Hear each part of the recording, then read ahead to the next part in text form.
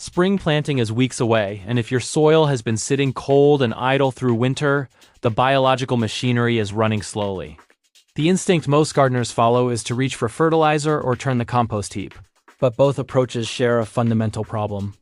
They either introduce nutrients in forms the soil cannot yet process, or they require months of decomposition before anything reaches the root zone. There's a faster path, and it is growing right now as a weed in your garden beds: dandelion, chickweed, and clover. These three plants are biological nutrient sponges that have spent the late winter drawing minerals up from subsoil layers and concentrating them. Trenching them directly into your beds locks that nutritional wealth into the soil where your spring crops can reach it quickly. This bypasses the slow compost cycle and triggers a microbial response that can transform your root zone within 2 to 3 weeks. The gap between what a compost heap promises and what it delivers within a useful time frame is a consistent frustration in spring gardening. Most home compost heaps are cold, partially decomposed, and nowhere near ready when the March and April planting window opens. The deeper problem with surface composting is nutrient volatilization. When green material sits exposed, nitrogen begins converting to ammonia gas almost immediately. Ammonia is volatile. It escapes into the atmosphere rather than entering the soil solution, especially in warm and dry surface conditions. Between 20 and 40% of nitrogen is lost within 72 hours of exposure. Trenching addresses these problems by burying material directly. Underground, in the absence of air, nitrogen is captured in ammonium ions that bind to soil particles and remain in the root zone.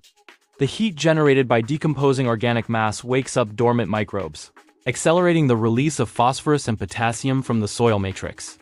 When green material is buried and sealed under earth, it enters an anaerobic environment that operates by a different set of microbial rules. The dominant organisms here are anaerobic and facultative anaerobic bacteria, which produce a different spectrum of products than conventional compost piles.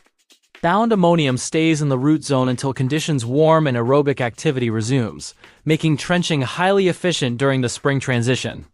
Soil temperature increases of 2 to 4 degrees Celsius in the burial zone can push dormant microbes past the activation threshold. The critical depth is 8 to 12 inches. This is deep enough to prevent regrowth, but shallow enough for vegetable roots to reach. Chop your harvested weeds into pieces no longer than 4 to 6 inches. This increases the surface area for microbial colonization. Begin with dandelions at the bottom, add chickweed in the middle, and finish with a top layer of clover before backfilling. Firm the soil down with your foot or a spade. This immediate soil capping triggers the anaerobic conditions required for nitrogen locking. Dandelion is the mineral miner. Its taproot penetrates deep subsoil to draw up calcium, iron, and potassium into its leaves.